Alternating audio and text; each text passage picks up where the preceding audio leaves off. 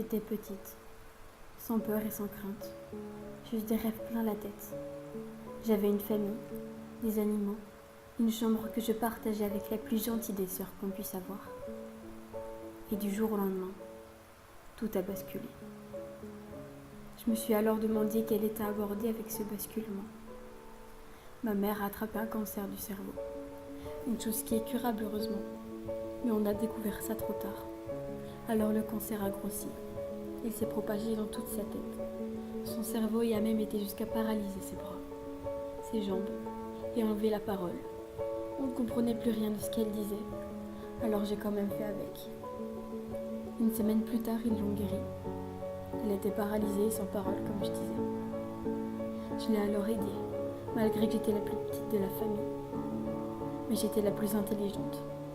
Sans vouloir me vanter, mais je l'étais comme une malade. Je prenais des repos pour l'école juste pour la garder, juste pour prendre soin d'elle. J'enlevais toutes mes forces pour lui redonner. C'est alors qu'elle allait mieux, mais pas exactement. Un an plus tard, je rentre en secondaire, sans amis. Je regardais toutes les personnes qui passaient autour de moi si mal, qu'elles ont eu peur de moi, mais ont quand même voulu apprendre à me connaître. Quelque temps après, une fille apparaît dans ma vie. C'était l'une des plus belles choses qui pouvait remonter le moral que j'avais perdu. Mais elle a commencé à me faire souffrir, à enlever la force que je transmettais à ma mère, pour qu'elle soit libérée à jamais de ce désespoir. 2 mois plus tard, dépressive, je n'arrive plus à regagner ma confiance en moi. Ma mère, je l'aidais beaucoup moins. Je ne voyais plus personne. On ne faisait plus de balades entre familles, plus de sorties, plus de restos. C'était l'enfer.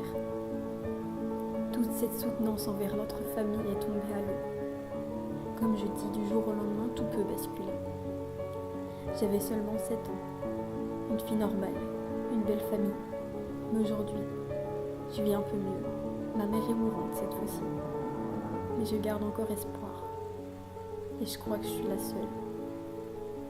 Même si les autres gardent aussi espoir, mais moins que moi. Je sais qu'elle souffre, mais je me dirai jamais qu'aussi elle allait mieux. Parce que c'était un bout de mon cœur, cette femme. C'est celle qui a construit ma vie, du début à la fin. Et tout a chamboulé, alors prenez conscience de prendre soin de votre famille, même si tout va pour le mal. Votre famille n'a pas été construite par hasard, mais par souhait que tout se passe comme vos responsables l'auraient voulu. C'était Poumi MSPT, avec ma voix, avec mes paroles et avec mes images. À bientôt.